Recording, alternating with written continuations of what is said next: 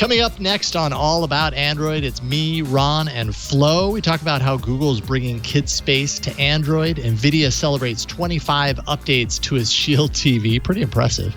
New hardware from Samsung, Asus, ZTE, Lenovo, Fairphone, plus tons of rumory goodness, your email, and a whole lot more next on All About Android. All About Android is brought to you from LastPass Studios. You're focused on security, but are your employees? LastPass can ensure that they are by making access and authentication seamless, whether employees are working in the office or remotely. Visit lastpass.com/twit to learn more. Podcasts you love. From people you trust.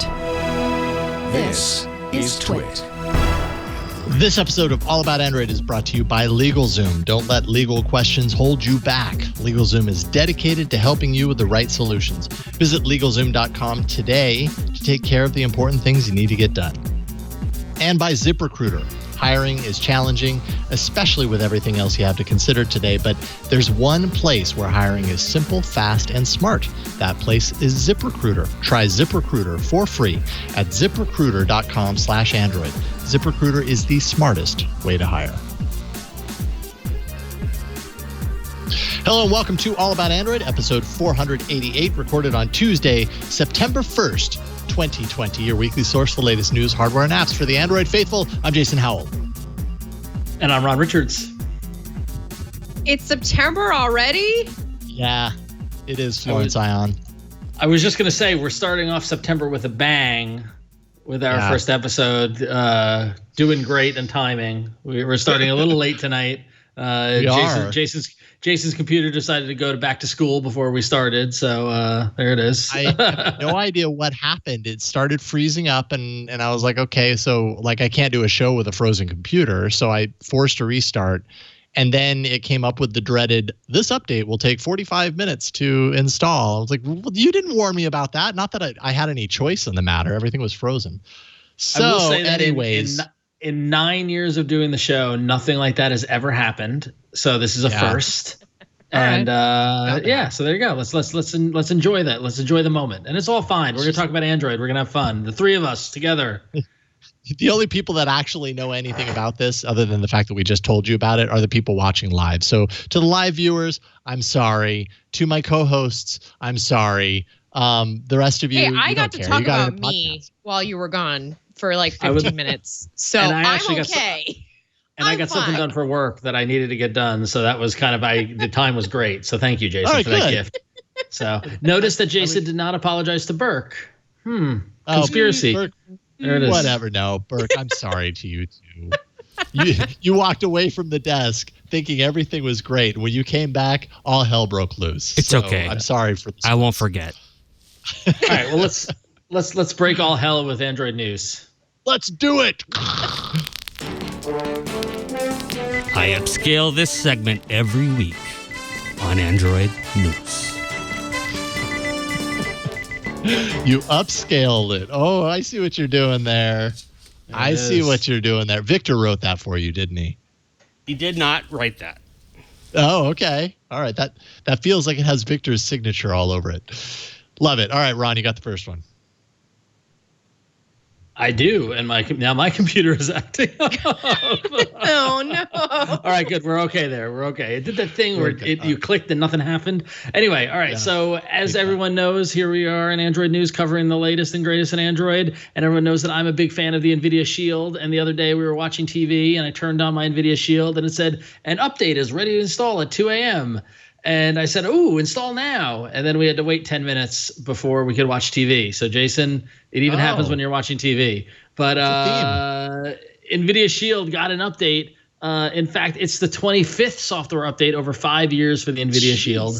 NVIDIA Shield TV first launched May 2015, which is crazy that it's been around for 5 years. But so this 25th software update is a reason to celebrate because it includes some very cool features. Upgraded 4K upscaling system that now works with 360p and 1440p in addition to the previously supported 720p and 1080p. I like the support for 360p because why not? Yeah, me too. Yeah, that's good. Let's go down. Let's go down sizes. The Pro model supports upscaling for 60 frames per second content, which is great for sports if you're a sports enthusiast. And major update to the remote control interface. The custom button can now be programmed for double and long press actions. So much like the way you interact with Android with double taps and long presses, you can use the remote to go to a specific area and hold the button to get a different set of actions based on the long press. And you can actually program those to do whatever you might want them to do, which is great. And it had a few other updates for home theater applications. You know, it support for HBO Max and a lot of their partners and things like that. But hey, 5 years on a product life cycle, NVIDIA is still sending out updates. It's a gem in the NVIDIA hardware offering. It's completely it's completely changed our home theater experience. Now there's a remote control that's easy to use. My wife uses it to put shows on for the kids. I love the NVIDIA Shield, and I love they keep updating it. So it's great. Shield TV, go get it. They are not a sponsor. I just like the product. So yeah, I think again, and we've mentioned it on episodes past, this device, this family of devices would end up in our Android Hall of Fame if ever we were to make that a real thing, other than words that we say every once in a while on the show. Who knows? Maybe we'll actually create something like an experience that you can actually go to and walk through and be like, oh, remember that? Oh yeah, that's great. Anyways, that's like a few years down the road, and we all know why. I think that anytime I see the Shield TV has another update, like I find myself inclined to add it into the rundown, not necessarily because of the features, because the features are great in and of themselves, but just because I want, I'm sure you guys would agree, I want to encourage anyone that's still supporting their hardware 5 years later to keep doing it. So I feel like if we keep like making a big deal of it when they do it, then that'll encourage them to do more. And then maybe that ends up being an example for other hardware manufacturers to kind of do the same. It's kind of like, how far can you go? Where do we think NVIDIA is going to stop with this? Like, what is the we're not going to do that anymore update? Do you think we're nearing that, or are they just going to keep going? Why would they stop though? If they just released new updated hardware. I got the Nvidia Shield TV Pro, the little set top box one. So those came out earlier. That was earlier this year, right? It wasn't last year. It was this year. It might have been late last year. I forget. It was late last year. Yeah, it was like October, November. So they just came out with new hardware. People are still buying it. The product line is going for 5 years. Android TV keeps developing and clearly is some sort of priority for Google. So why stop updating? I mean, NVIDIA might be one of the best examples of how to support your hardware. Yeah. I really agree with you on that, Ron. One of the best examples of how to support your hardware. This is akin to, I want to say, Apple's support of older iPhones. Because this is unprecedented in our Android world. And just lately we were like, yay, Samsung is committed to 3 years for phones. But look at NVIDIA. They just keep pumping it out. And you know why? I think it's because they realized it was a cult favorite. They're one of those really good, manufacturers, one of those companies. They have such a cachet in the gaming world that I think when they see that they have kind of, there's a lot of fan service for one of their devices, that they're going to support it because you want fans. Fans sell things. And I'm kind of jealous. I'm jealous. I'm still over here with my Mi Box, okay? No shade to Xiaomi, but is it still working? You were having problems with it, weren't you? We don't sit in that room anymore because there's white couches and I have a newborn baby. So but I'll tell you, every time we turn on that set-top box, it's like 15 minutes, 20 minutes of updates before we can watch anything. So we have to really plan it beforehand. It's like you got to power it up before you power it up, just to be sure that you get those things out of the way so it's there and working. That's no good.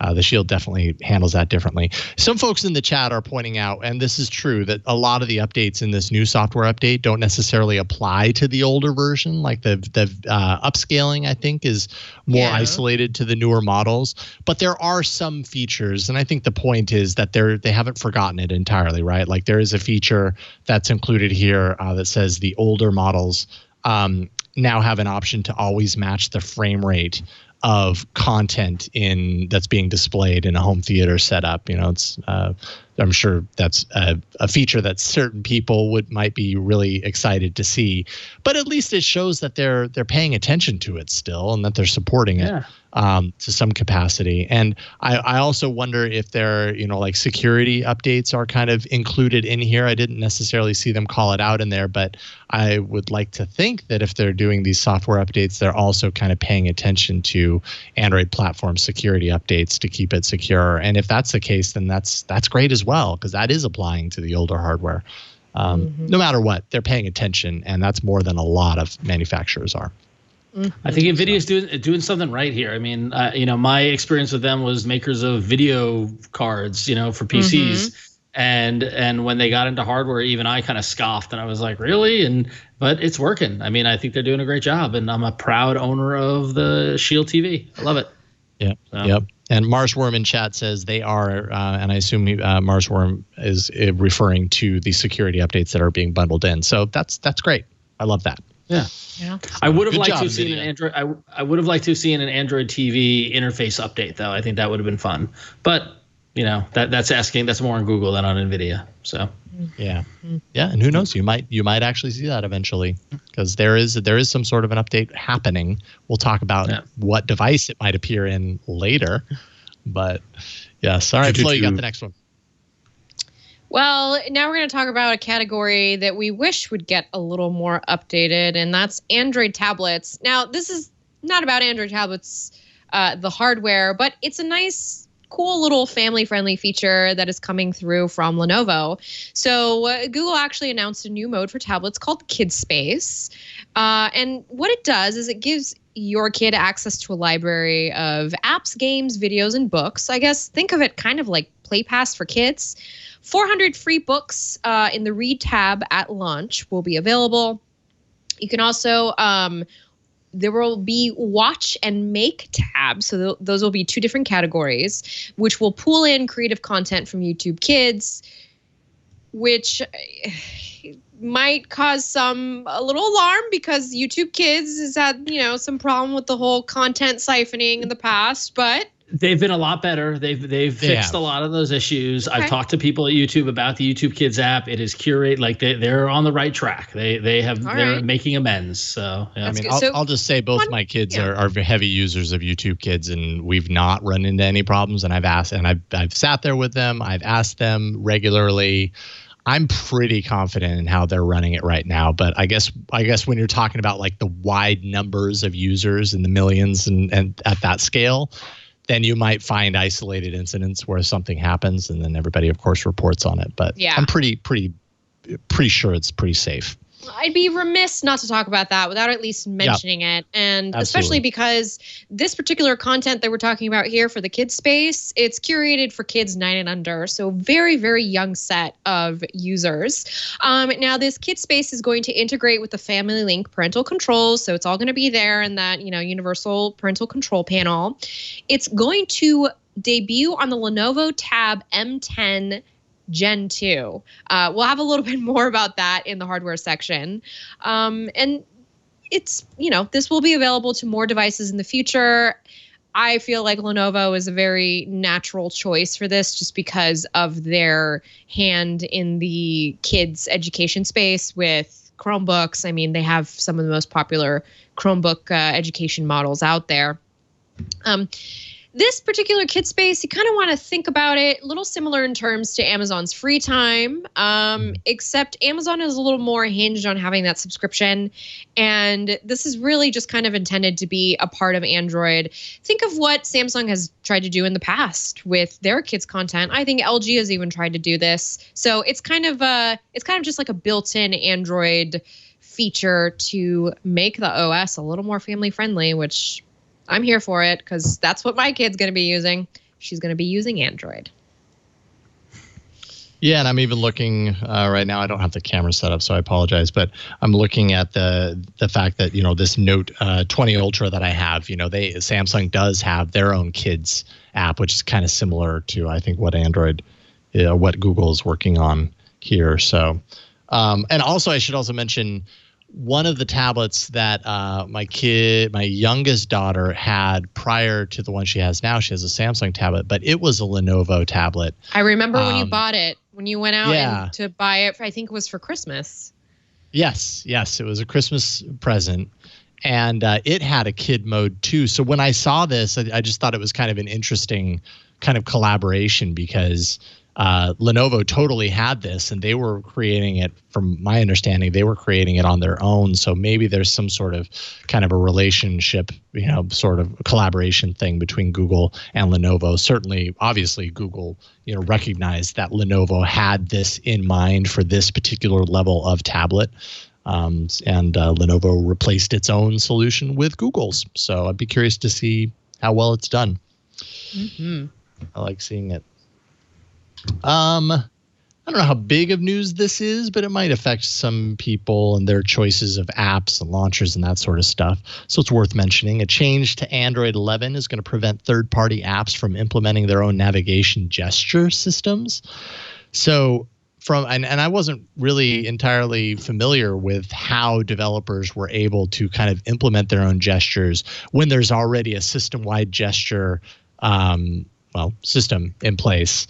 But apparently, developers have been able to hide Google's navigation pill by utilizing an overscan API. And that overscan API was there to kind of create more compatibility with Android running on a television set. Of course, televisions, certain types of televisions have an overscan. And so this would allow kind of Android, to shift objects or elements outside of overscan, or I'm not really quite sure exactly why the API was there, what specifically it was designed to do. But developers realized that what they could do is they could hide the Google navigation pill into the overscan area. So on a phone, you wouldn't see it because it's hidden in the overscan. And then they place their own in its place. And that would allow developers to kind of implement their own gesture navigation system, even though there's one running on the system itself. Apparently with Android 11, overscan API is going to be removed.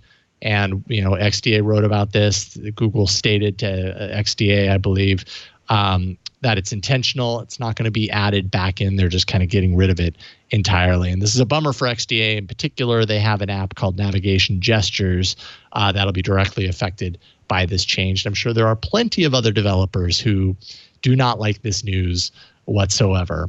But yeah, I don't know what to tell you on that. But it seems like it's going to affect gesture apps, but this is another one like what we talked about last week where they're doing something for the greater good, right? Doesn't it seem like that?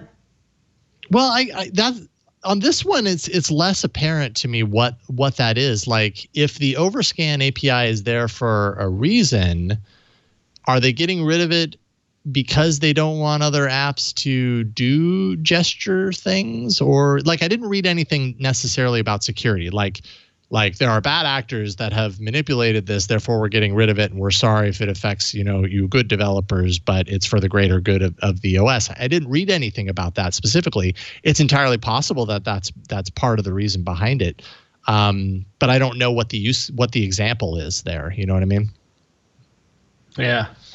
I don't know either for sure. But I got to assume that they're doing it for a good reason, other than not intentionally crippling third-party gesture apps, but to hone in on how the gestures work and that sort of thing. I don't know. This is speculation on my side. So yes. It would be hard to assume that Google's just we don't want anyone doing gestures but us. So there and here, this is your short. Although maybe I don't know how it works behind the scenes, but that strikes me. That would strike me as a little odd. So, anywho. There you go. Lots of good and maybe lots of not so good coming with Android 11, depending on your perspective. We'll find out. Yeah, we'll find out. We will report back. But first, we're going to take a pause and we're going to thank our first sponsor of the evening. We want to thank the fine folks at LegalZoom for helping bring you this episode of All About Android. And it's a whole new world out there. For months now, we've all been faced with new challenges. And if you need legal help to overcome some of your challenges, that's where LegalZoom fits in. Maybe you've been wondering about the best way to protect your family, or you're thinking about starting a business, but you don't know the best way to do it. You don't want to let legal questions hold you back. LegalZoom has been dedicated to helping you with the right solutions for more than 19 years. So if you're looking to protect your family with a will or a living trust, or you're thinking about the right way to start a business with a DBA or an LLC, a nonprofit or more, LegalZoom's got you covered. It's easy to get started online. If you need guidance, their network of attorneys can provide advice to ensure you make the right choices. And since LegalZoom isn't a law firm, you won't have to leave your home and you won't get charged by the hour, which is just great. It just gives you the information you need. I have a family myself. I'm looking to set up, wills and trusts and all that sort of stuff. We're, entering and we're dealing with real estate and things like that. It is a minefield of getting it wrong. And after years of getting it wrong with my small businesses, I've learned that when you don't have the answer, you go to somebody who knows what they're talking about. You go to somebody with the answers. And thankfully, LegalZoom is there with so many answers, and they're just waiting to help you. All you got to do is go there. So this is what you're going to do. Visit LegalZoom.com today and take care of some of your important things that you need to get done. That's LegalZoom.com. LegalZoom, where life meets legal. Thanks, LegalZoom, for sponsoring this episode. Yay, we love LegalZoom. Thank you, LegalZoom. All right. We have a bunch of hardware, so much so that we've got 2 segments filled with it. The first segment is going to be tons of hardware that actually exists. So why don't we jump in to some hardware?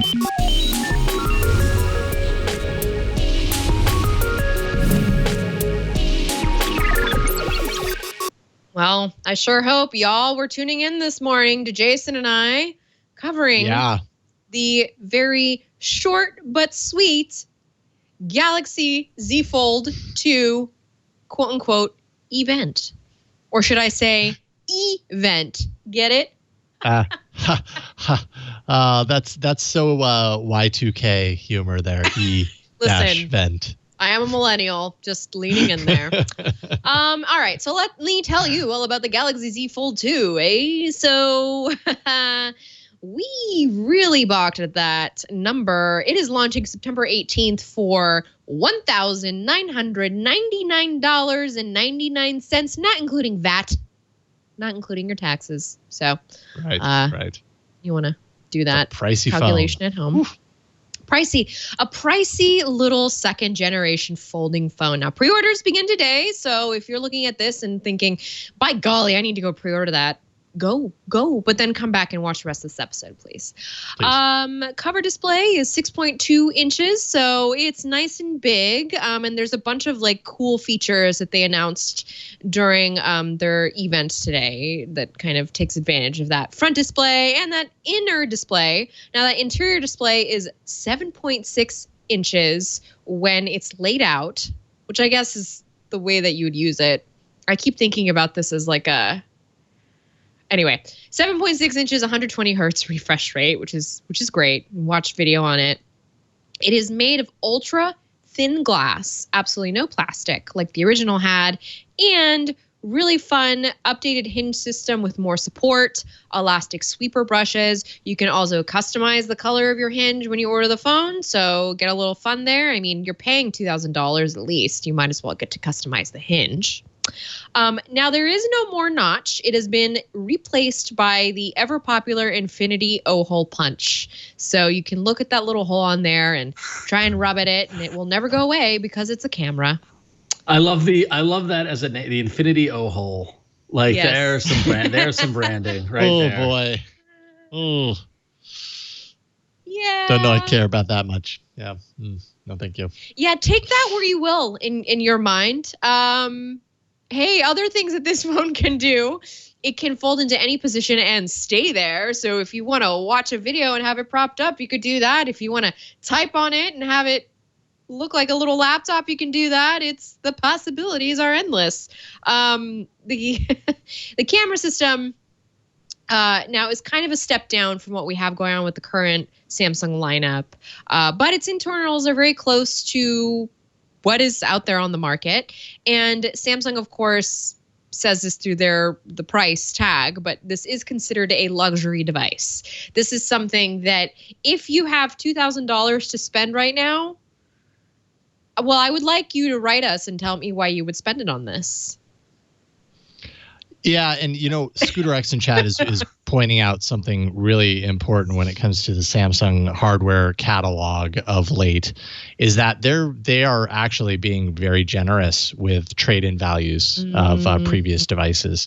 So if you happen to have like an S10 and you want to upgrade to the Z Fold, I don't know what the trade-in value is for that, but I mean, I'm just guessing it's probably somewhere in the $500 range, $400 or $500.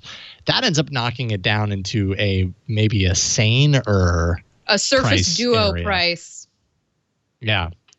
So, I mean, there's that. If you really must have a $2,000 foldable device like the Z Fold 2, consider the fact that you might be able to trade in some device and cut down on the cost on that. I mean, I have the Note 20 Ultra, and granted, maybe I mentioned this on last week's show. I had the S20 Ultra, and I did the trade-in there, and I ended up getting like a $600 discount off of it, or $650 or something. I thought it was pretty steep.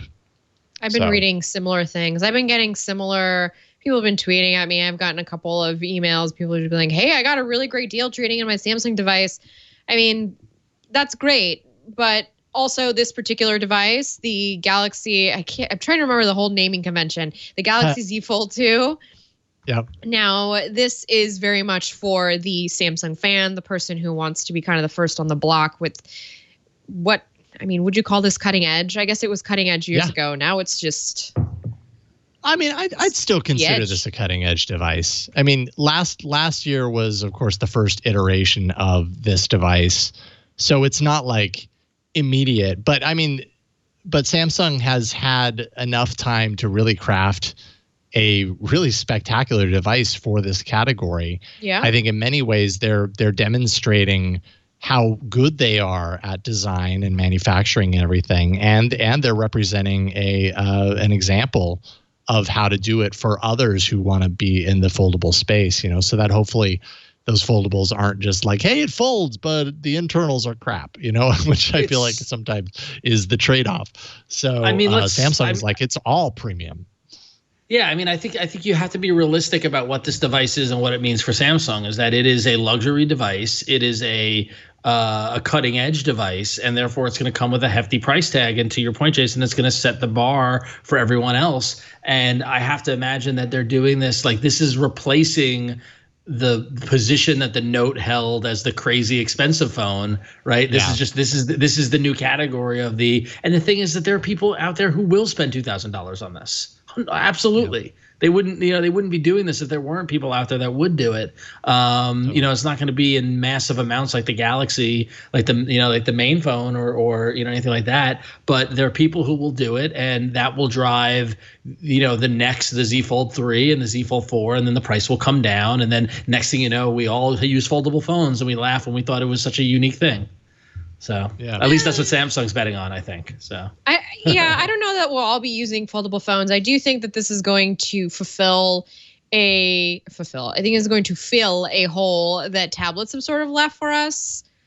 At least that's my kind of hope for this device category. I feel like this could really bridge the gap for people who want a premium tablet.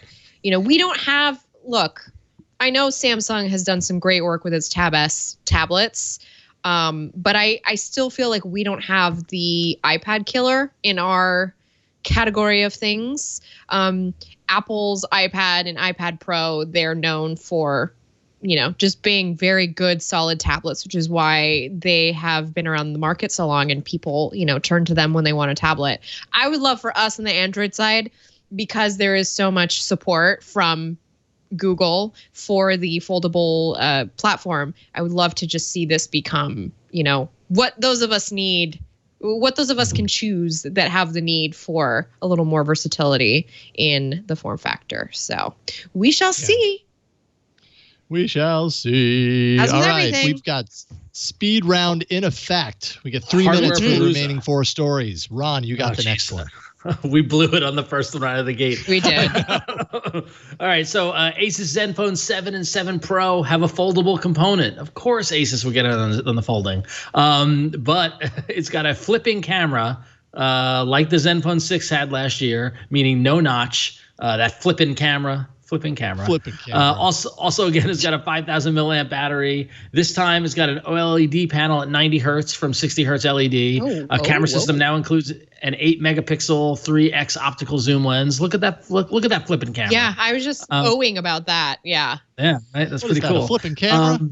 That flipping camera, no rear fingerprint sensor. It's on the side in the power button, which I kind of like. I think that's kind of interesting. The power button, because you're using the power button, right, minimizes a gesture.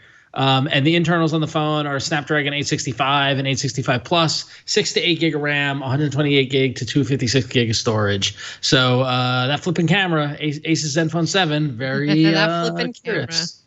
Very cool. So obviously, we've missed a great naming opportunity for the device, the flipping camera phone. Some nice updates to the Zenfone. I did not ever have the chance to play around with the Zenfone 6 and to actually get to experience the flipping camera. I've only been able to experience the pop-out camera with the OnePlus 7 Pro, but not a flipping camera. I'm really curious to know, how fragile it feels. And they say it can fold and unfold so many times, over the course of 5 years, doing it 100 times a day or something like that. And it won't wear out even under that type of use. So do you buy it, Flo? I mean, they say it, so why not? Cool marketing thing to add on, but I really want to be told why I need this. So yeah, because it's cool. You gotta hand to them. At least Asus is trying. Look, we don't have IFA this year. This is normally the kind of stuff that we would get out of an IFA show. So when would IFA be? Is that like soon-ish if it existed? It's IFA would be now. As far as I know from my social media, people are prepping for it. Right? Whoa! What was that graphic? That was a nice transition.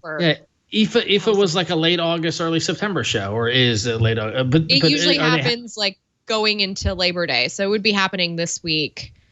Oh, okay. Are they having it?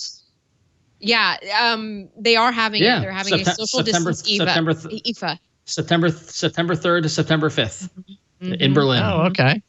So far off my radar, I didn't even realize. But yeah, you're right then. That explains why suddenly we're inundated with hardware like this. ZTE tackles the no-notch approach differently from Asus. Today they announced the Axon 20 5G. That's 20 and then 5G. The first smartphone with an under-display camera. So this camera is inside of the display. Up until now, we've only seen prototypes for this sort of thing. It does have a 6.92-inch FHD Plus display on the front, so that camera is embedded behind the display, running on a Snapdragon 765G. So that's a processor that we keep hearing about. The Nord, of course. The upcoming Pixel 5 is expected to have it. The quad camera array on the back of the device. It is limited to the Chinese market. So roughly translated somewhere around the $350 to $400 range. But often with technologies like this is the way that it goes. It seems like, where I feel like we saw this with Notch and bezel-less and that sort of stuff. It started in these Chinese phone brands and then kind of ended up trickling out. And so I guess this means that over the course of the next couple of years, we'll see a lot more of in-display cameras. What do you think? Is that a trend that deserves to be? 100%. 100%. Look at what we're doing right now with the little hole punch. Excuse me, the Infinity O-hole. The Infinity O-hole. Yeah. I mean, I've gotten used to the O-hole. I don't really see it to my eyes. It's just kind of there and it doesn't bother me, but I know it bothers some people. And I realize like any sort of notch or cutaway will bother some people. My eyes have gotten used to it. What I wonder is, because I know on the displays that I've seen that do this, the area where the camera is, it always seems like it's like a little faded there. It's not kind of the perfect display, right? Because they have to be able to kind of turn off those pixels and let the camera shine through. Like, what does that look like to the eyes? What is the quality of the picture that pops through those additional layers? A lot of question marks as far as how this is implemented, how well it's implemented. We'll certainly find out. But this kind of seems like something that, Ron, that you would appreciate. You like the weird kind of approachy things on like this. I gotta admit, I do love it because this is kind of science fiction. Exactly. Right? It's kind of cool. And when you show people that, look, there's a camera, and like, where is it? Like, oh no, it's in there. That's pretty cool. Yeah. And that could be the future of these things. So it's hidden. Yep. So yeah, I'm definitely looking forward to it, and I wonder if we're going to find or hear about a few more phones by the end of the year that are also doing something like this. But ZTE can say, we were first to market. First. So they did it. Firsties. First. All right, Flo, you got the next one. Well, that Lenovo tablet we were talking about earlier with KidSpace, here are all the deets that you need about that tablet. So, as we said, the Lenovo, the Lenovo Tab M10 HD was announced today, as well as oh my gosh, why can't I say Lenovo today? As well as the Lenovo Tab P11 Pro. So the M10, which is the one with the KidSpace, that is the lower end model. Kind of makes sense here for what they're going for. It is comparable to the Fire tablet, which you can buy in a bundle of like $100 on Amazon right now, because that's how it is over there. The specs on the Lenovo M10 tablet is 10.1-inch display, LCD display, 2 to 4 gigs of RAM, MediaTek Helio P22T processor, Android 10, and this will be $130 in October. I just want to caution anybody who's looking at this as a possible, maybe not Chromebook, but as a possible like tablet for the kids to do distance learning. That RAM availability leaves me a little dubious about how much it'll be able to do. 2 gigs of RAM is a absurdly low bit for even like watching a YouTube video. So just something to kind of keep in mind. I know it's a tablet for the kids, but the kids want to watch their unboxing toy videos. So, you know, the P11 Pro, which is the other tablet that was announced, it's more of a mid-range kind of 2-in-1 option, which Lenovo is also known for. This one has a fingerprint sensor, an 11.5-inch 2K HDR10 display with a kickstand, and it's available with 4 to 6 gigs of RAM. Now, this will also have an optional Lenovo Precision Pen 2 and trackpad keyboard cover, which we've seen on actually some convertible Lenovo 2-in-1s. Now, this will start at $500 in November. Seems more like kind of a holiday tablet deal, a little more higher end, and we're thinking about that display. This is definitely the entertainment device if you're looking to maybe invest a little more in something that looks good and has a little bit of functionality beyond just being a tablet. So nice to see Lenovo still carrying the tablet torch for us Android folks. Thanks, Lenovo. I like the tablet torch. The tablet torch. Carrying the tablet torch.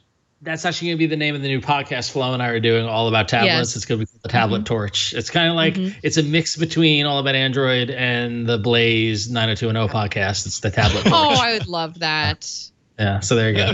I'm glad that the tablets are still living, you know, a nice and fruitful life. I think I love tablets. I think tablets do serve a purpose as a device, and want to see them exist. They're great for kids and great for, like I know we talk a lot about Chromebooks and the convertibles and things like that, but you know, when I want to go to the beach, I don't want to lug a bunch of books anymore. I just want to bring a device, and I'm not necessarily a big fan of the Kindle and the e-ink and all that sort of stuff. I'd rather have a tablet that you can load on some videos, watch it on a plane if you ever go on planes again.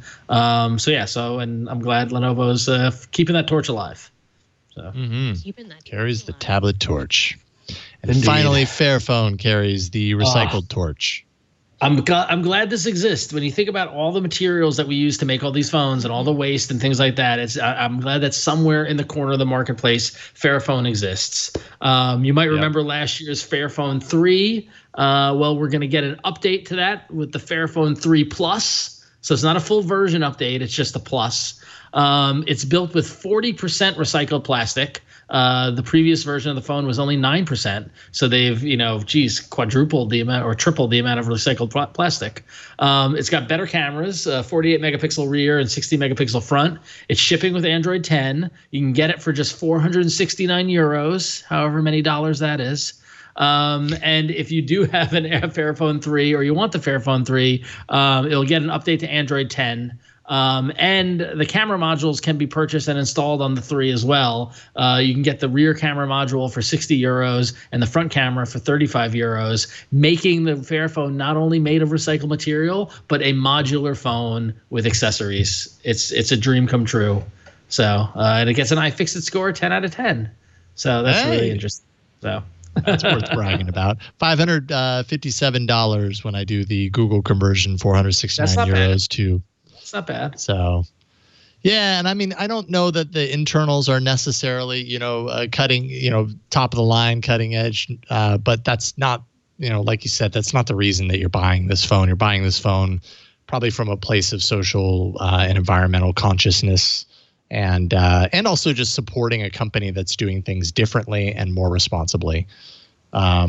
Which, yeah, it's great to be able to support that. Be curious to hear from anyone in the audience that has a Fairphone, that relies on a Fairphone.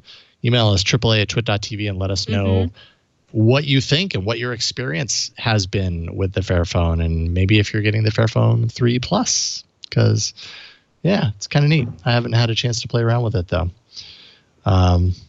Cool stuff. 40% recycled plastic. Why aren't more devices doing that? Actually, that makes a lot of sense. Like, I don't know. I guess it's just easier to. My only thought would be that the process of sourcing the recycled plastic and manufacturing it and doing all that is probably you really got to be committed to it. Unfortunately, we're not at a point where it's as turnkey as new plastic.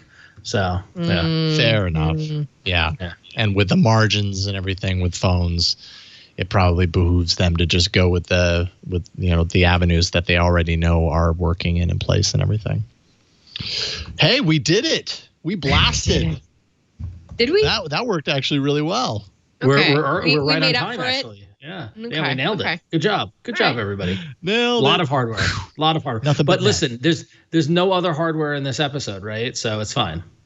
That's not true, Ron. Well, there is other hardware, but it doesn't exist yet. And who knows if it will exist. But there are stories that say that they do exist or will someday exist. Therefore, we will talk about them after this break. This episode of All About Android is brought to you by ZipRecruiter. There's a lot to think about these days, right? I mean, sometimes I feel like my days are nothing but thinking about all the things there are to think about right now. As an employer, you know that hiring can be challenging, especially when you have to think about enforcing social distancing and supplying masks. So much to consider.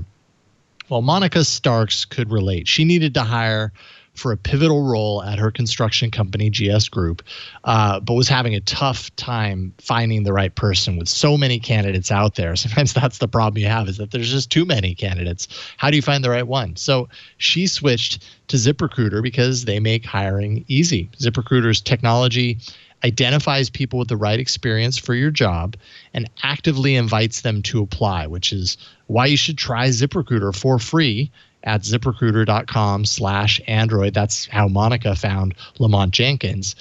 She said that ZipRecruiter sent Lamont's profile to her around 5 minutes after she posted her job because he was a great match for the role. And that's the power of ZipRecruiter. It recognizes this and it sends it over to you, and obviously pretty darn quickly, which is amazing. ZipRecruiter is so effective that 4 out of 5 employers who post on ZipRecruiter get a quality candidate within the first day. ZipRecruiter sends your job to over 100 of the web's leading job sites, but they don't stop there. With their powerful matching technology, ZipRecruiter then scans thousands of resumes to find people with the right experience and then invites them to apply to your job. And ZipRecruiter makes the entire hiring process efficient, makes it effective. They have features like screening questions and filtering candidates and an all-in-one dashboard where you can review and rate your candidates. So you kind of keep it in that ecosystem, and eventually, because it's all sorted and easy to kind of file through and make your notes and everything, makes it really easy to select the winner. See for yourself. Try ZipRecruiter for free. That's right. Free at ZipRecruiter.com/Android. That's ZipRecruiter.com/ANDROID. ZipRecruiter.com/Android. And you should know by now that ZipRecruiter is the smartest way to hire. So check them out, and we thank them for their support of All About Android and the Twit Network. We are not going to apps right now like we would normally do, because there were some interesting hardware stories that don't exist yet, but we're anticipating them. And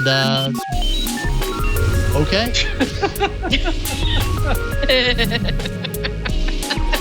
Burke is doing his best to keep us on schedule.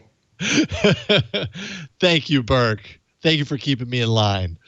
So the first in the rumor mill trifecta is from OnePlus. So remember what the OnePlus Nord that released not too long ago, and OnePlus did not release this in the US, but they did make mention of the fact that there would be others in this family, this like lower to mid-tier family, that would eventually come to the US. Well, it sounds like that device, according to an Android Central exclusive, is called Clover. Or maybe this is one of a few devices. I don't know, but this is the first one that I've heard of. 6.52-inch HD plus IPS LCD display. Snapdragon 460, so this is definitely a step down from the Nord. 4 gigs of RAM, 64 gigs of storage. 3 rear-facing cameras. 13 megapixel main plus 2 additional 2 megapixel lenses. 6,000 milliamp hour battery. So this is a battery beast. And then when you're talking about, that Snapdragon 460 and the LCD display, I mean, you could get, potentially you could get 2 days out of this sucker. But I guess we'll just have to wait to find out. They're targeting a $200 price range and a release, according to Android Central's sources anyways, sometime later this year worldwide. So OnePlus bringing out for the first time a $200 device. What do you guys think? I love it. $200 device could be a game changer from OnePlus. Come on. Well, and we're back to the OnePlus Z. We're back to the OnePlus. Wait, the X. The X. Yes. The X the is X. what I'm talking about. Yeah. I mean, even with those lesser specs, that allows a whole new category of customer to build up brand loyalty for OnePlus. Right? I mean, like if you all the Metro PCSs and the sketchy Cricket like all those weird cell phone things, if they have OnePluses in there, like that is a whole nother level of user base that really hasn't been tapped into by any of the companies we were always talking about, with the except Alcatel, right? Wasn't Alcatel the one that made those super cheap phones? Yep. Or is it Alcatel? Yeah, Alcatel. Right? Yeah. So I don't know. I think this could be huge for OnePlus. It could really, really expand their base if they connect with those carriers. So that's the key thing: is how do people get this phone? Yeah. The internet, Amazon, right? I feel like that would be $200. For $200, like go to Amazon, add it to your cart. I gotta get a phone to go travel when you can travel again.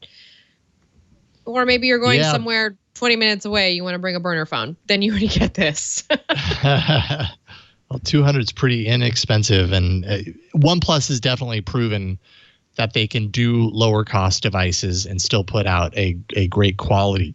A great quality device. $200 is just an entirely different range. So I'll be curious to see how successful they are with that. But it did remind me, just off the top of my head, just suddenly, I mentioned on the show a few weeks ago that my wife had been using the OnePlus 8, not the 8 Pro, but the OnePlus 8.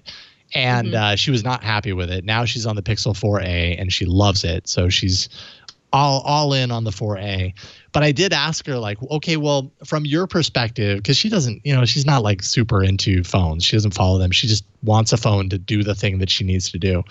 So I asked her what it was about the OnePlus 8 that she didn't care for. And she had said multiple times, like, if I was just any other person, I walked into a store and I purchased this phone, I would be pissed. I was like, okay, well, why? She's like, well, it overheats too easily. The camera is not good. I think that was probably her biggest complaint, is that the camera just wasn't dependable. She's used to Pixel. And that's what it always is. It's the camera. Like, that's the key thing that people use that differentiates. They can tell a crappy camera from a phone or not. And that's like, it's not glass backs. It's not plastic cases. It's not Snapdragon 460 versus 865, whatever. Totally. It's the camera. Yep.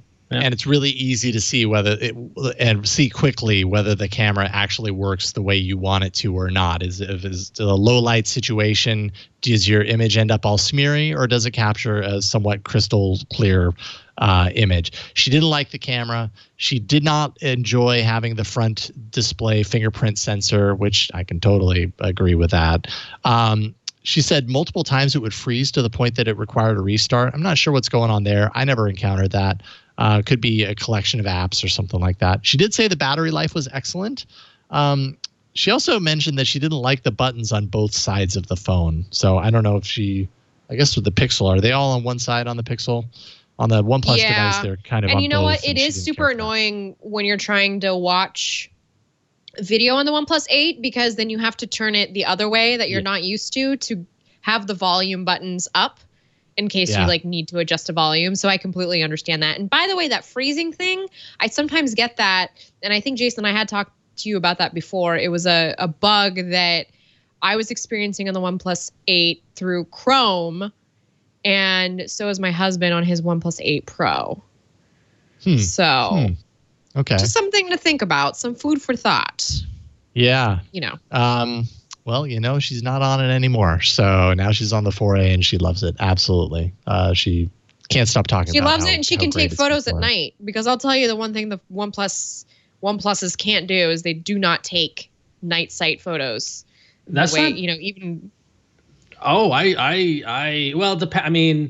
I took a beautiful photo the other night. Admittedly, it was at dusk, so it wasn't completely at night, but I used the nightscape thing in the camera, and it was gorgeous. I can let me see if I can find the photo. At dusk, it definitely but I was trying, with the fires recently, there was a lot of red over the horizon, and usually I would do a long exposure shot, and it just didn't work with the OnePlus 8 the way that it did with the Pixel 3. So just, again, food for thought, things to think about. But at the same time, I have no complaints about the OnePlus's camera system beyond that I couldn't take a picture of red flames. Here you go. Sorry. Ron, did you find the photo, Ron? I found the photo. I'm putting it in. There you go. It's in the dock. I rarely take a great photo, but I was very proud with this one. But I specifically used the nightscape thing. What is it called? Looks really nice. Oh, sorry, right? I'm looking at it. It's not on the feed yet, but yes, Burke will pull it up here in a second, and it's got a nice kind of depth and contrast in the background. Oh, that's really great.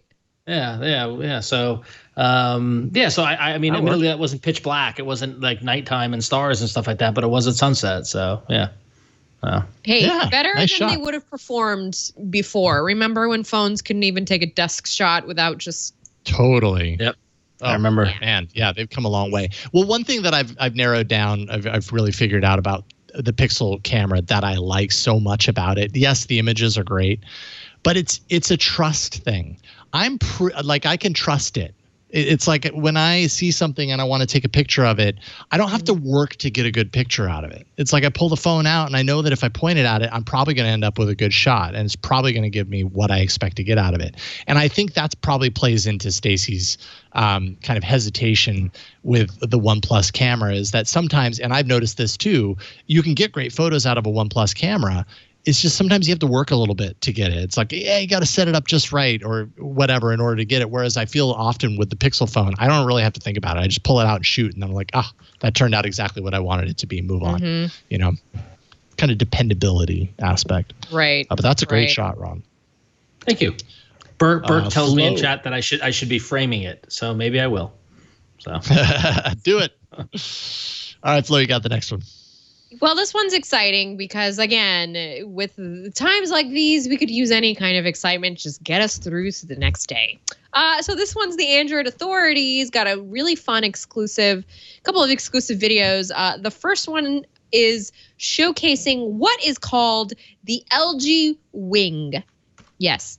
It's like a bird. It wants to fly away, but kind of in a way that you would want to put it in your dash to use it for directions. So this is an unannounced phone. It has a secondary display that flips out in a twisting fashion. Now, when I'm thinking of this fashion, I'm thinking, I don't know if you guys remember a particular Nokia phone that used to flip out like this, so that you could flip it, you would get a full QWERTY, and then you'd be able to type and then flip it back and have like this nice candy bar phone. So that's what I'm getting vibes of from this particular thing. Now, in one video, as I mentioned, the vertical display shows navigation while the wing display shows music controls. So kind of acting as this like centralized Android Auto dash that's not built in. Another video also shows some of the gaming possibilities, which that's kind of exciting just to think about. Hey, I got my controls on one screen. Actually, think about it like a Nintendo DS, a dual screen gaming device, if you will. Now, Android Authority believes that we will be seeing this device before year's end, but who knows with the way the year is going. At the same time, I imagine LG would want to try and like throw something out there to kind of, I don't know, to mess a little with the Microsoft Surface Duo and with, you know, the new Galaxy Fold. I feel like from a watcher's perspective, we're all just flies on the wall right now trying to watch these companies throw new ideas at us. And you know what? I'm here for it. I just don't necessarily have the money to buy it. So I don't know. This one kind of puzzles me a little bit. The form factor, just I appreciate that it's one of those examples of I appreciate that it exists, but I'm still completely confounded by it. Ron, I'm really curious to hear what you think about this. I love it. I love it. Sign me up. I want one right now. It's great. It's stupid. It's awesome. Why does it do that?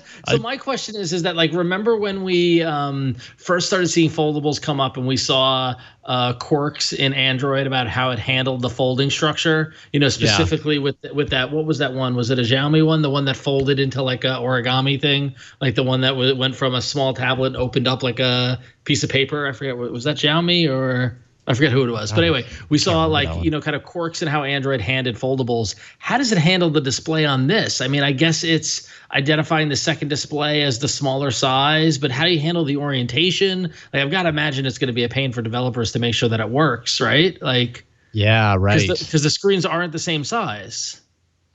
They aren't. Yeah, this is where, you know, if we had a developer on the show that understands kind of Google's work going into Android 10 and 11 to adapt to or to make it more friendly for foldable devices, maybe they would know more, you know, that it's you know, that it's easier than we might assume to create a foldable with multiple size displays. Maybe it's as easy as just saying, yeah, well, one display is this size, the other is that size, and there it is, everything's done. But yeah, the twisting mechanism, it just confuses me. It's just one of those situations that I'm like, I love that it exists because it's weird, but again, why, I don't know. It's so strange. I'm confused on this one. Someone in the chat room says, Mars Worm said, it reminds me of a Tetris piece. It looks like that little plus. So very funny. Very funny. Very like quickly, I did drop the link for the Nokia phone I was thinking of, just in case anybody is curious. It's an eBay listing, though, which I didn't realize was an eBay listing from Moldova. So good for me. What's Moldova? What is Moldova? Well, it's a former... I know. I'm just kidding. In this essay, I will. All right. Let's move on. It's not every week that I get to talk about Android TV twice, but here we are. Previously, we talked about the Nvidia Shield TV, but now Google's long-awaited Sabrina Android TV dongle. I love when this happens, when a device that we're all waiting for and we're all curious about, and the Android TV dongle, codenamed Sabrina, is starting to appear on the internal systems of brick and mortar stores like Home Depot. No, that's right, because they have that they always have the huge, like, put Google in your home right next to the baseboards. Exactly. So keen eyes who are going around the Home Depot website found out that this was listed at $49.99, which is $15 more than a Gen 3 Chromecast and $20 less than the Chromecast Ultra.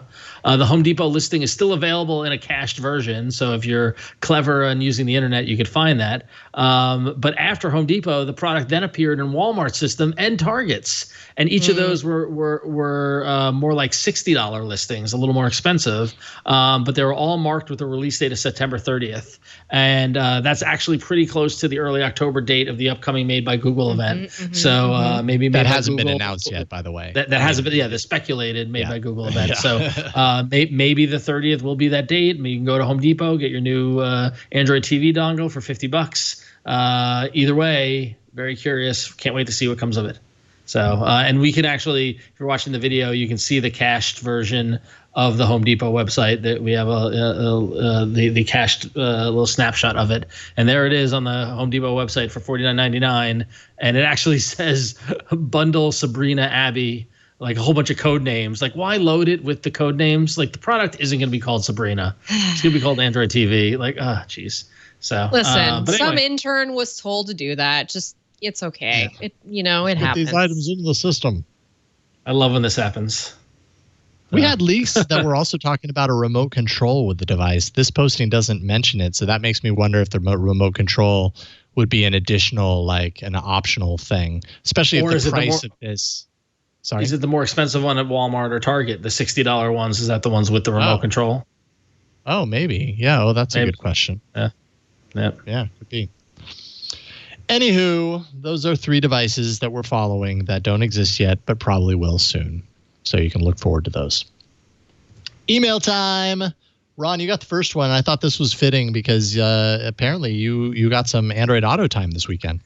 It is. So last week we were talking about Android Auto, and then this weekend my sister got a new Ford Explorer, and I was lugging some furniture around, so I borrowed it. And on a whim, and I've driven this car before. They've had this car since since like February, right? And I've driven it before, but I never had to charge my phone.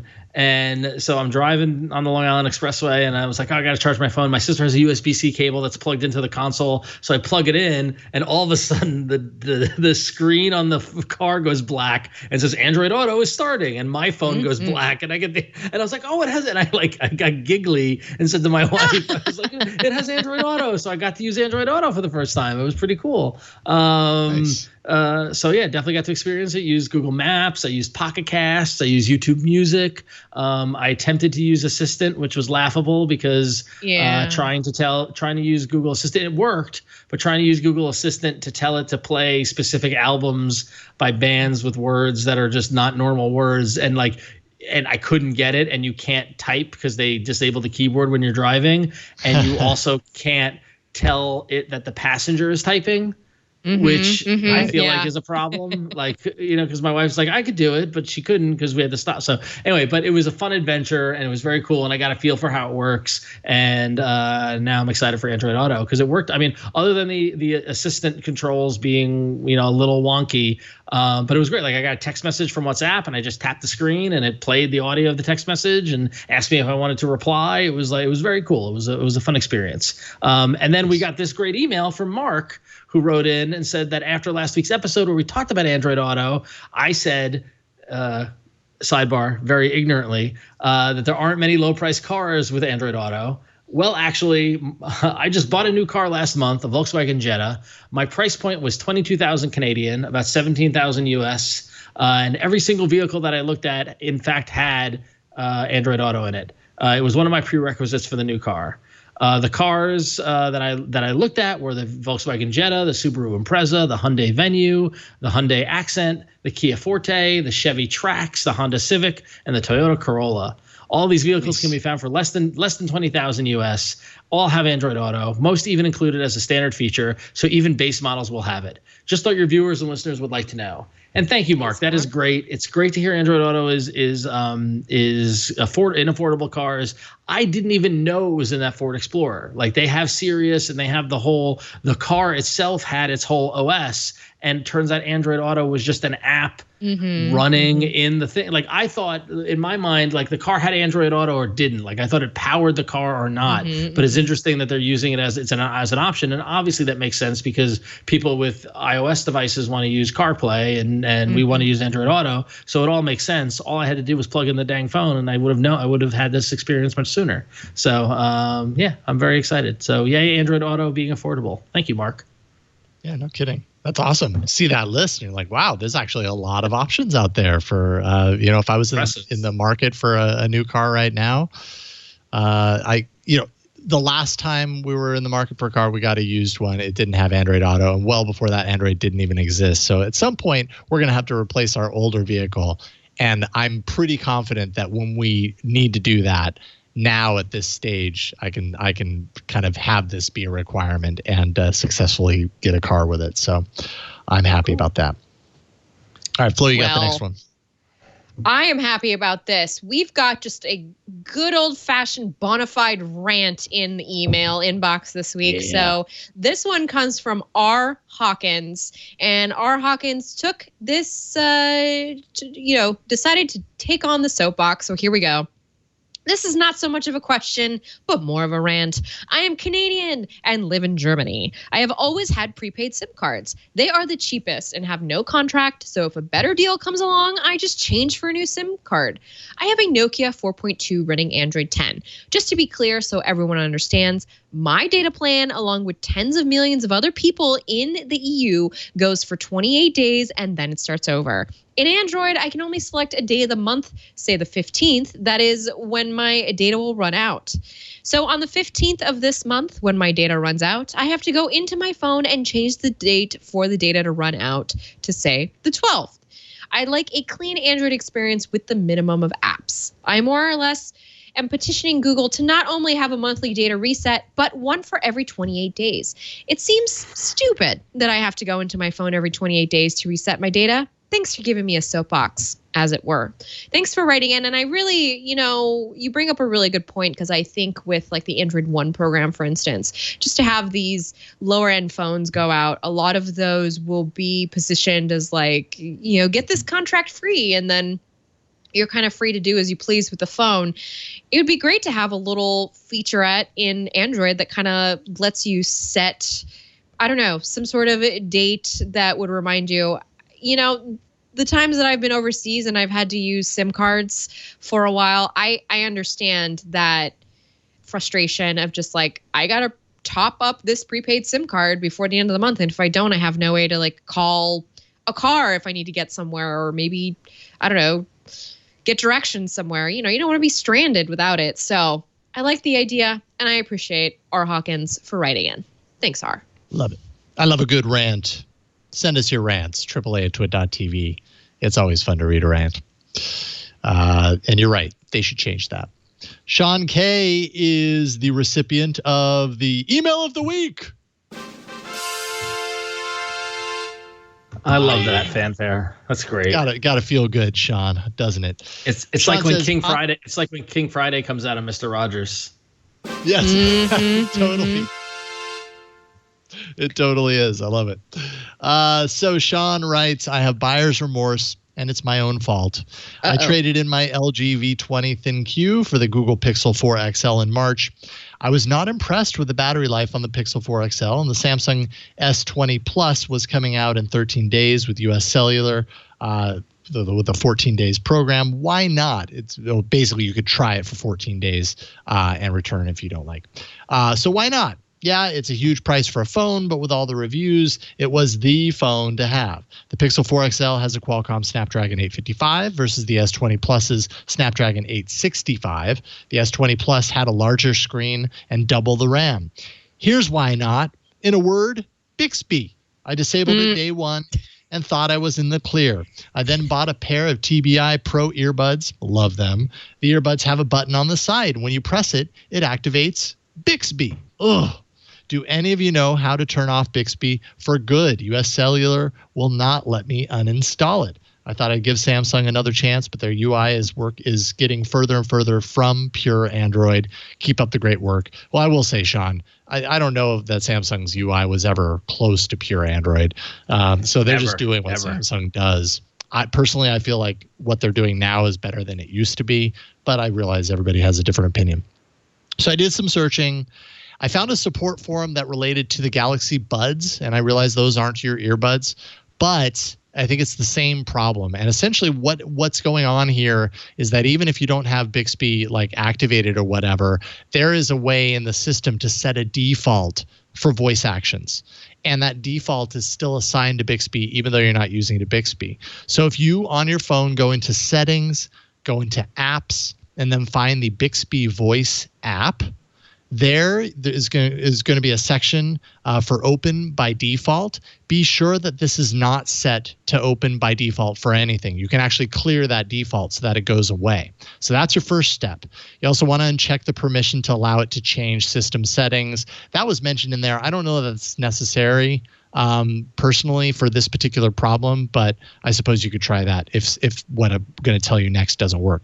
And then the next time you use it, once you've cleared that default, the next time you tap that button on your earphone, when it's connected to your phone, it's not going to know what to do with it. It's going to say, I've got these two apps that are voice assistants, Bixby and Google Assistant, and you'll get a prompt on your display that says, which one of these do you want to use for this action? Then you can select Google Assistant, and then going forward, it'll do what you want it to do.